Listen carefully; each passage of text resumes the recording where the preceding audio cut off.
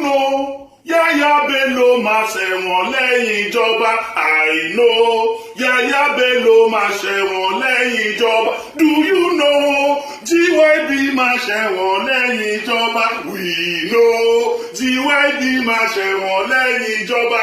Ìwọ Yahaya. You Yahaya. Kí ló tún kù tí ó sọ? Kí ló tún kù tí ó sọ? Ẹni tí mo bẹ́ lórí tó ń ṣẹ̀yìn wúyẹ́. Kí ló tún kù tí ó sọ? Àti ẹkún ìyá ní ọjẹ, ẹ̀yẹ́bẹ̀rẹ̀ àti ẹkún ìyá ní ọjẹ,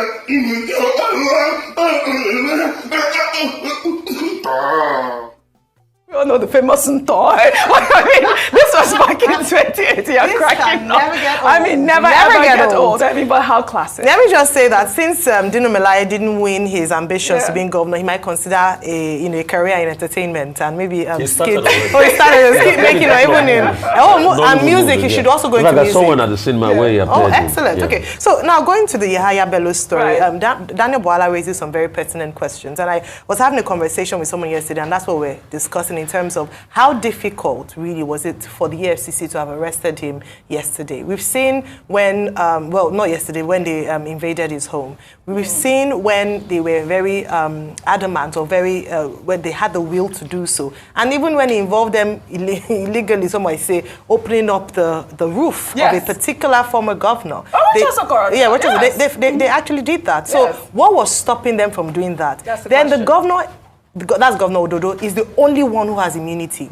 His staff members or the convoy that came with him do not have immunity. I understand that. I mean, one of the reasons why they restricted was that, number one, the optics would have looked bad to see EFCC and a sitting governor in a tussle, or to even get violent, and some people there might be some injuries that have been incurred.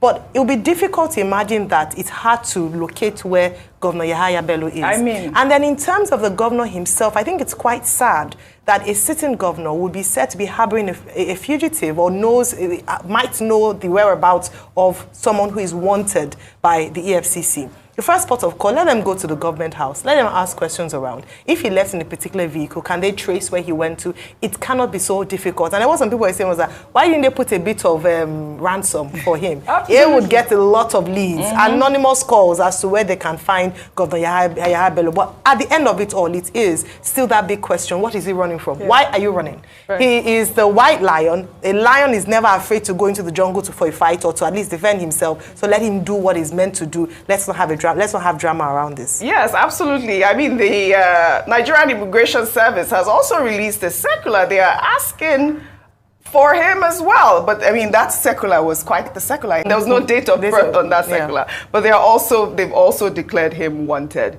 In another development, Abdulaziz Ganduje, son of the national chairman of the All Progressives Congress, Abdullahi Ganduje, is said to have visited the Kano State Anti-Corruption and Public Complaints Commission on Wednesday to show support for the commission's case against his father.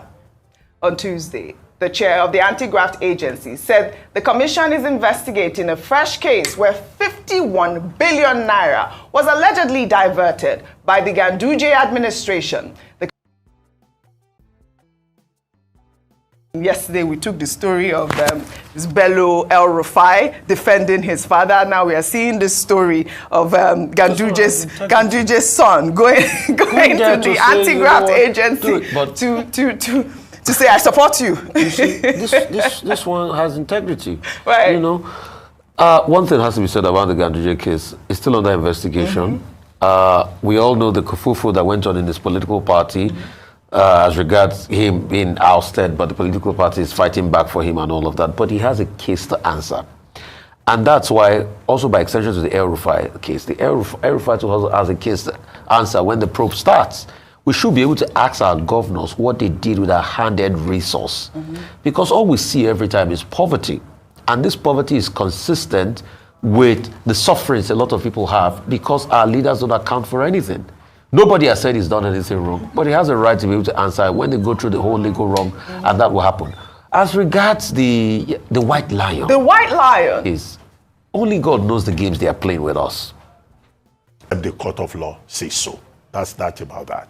The Ganduje story, I think, many people will find it very strange that, Dr. Abdullahi Ganduje Dr. Ganduje is head of the APC, and yet since 2021, he has it in his own house, a house that he seems not to be exactly in charge of. His own son took him and his wife.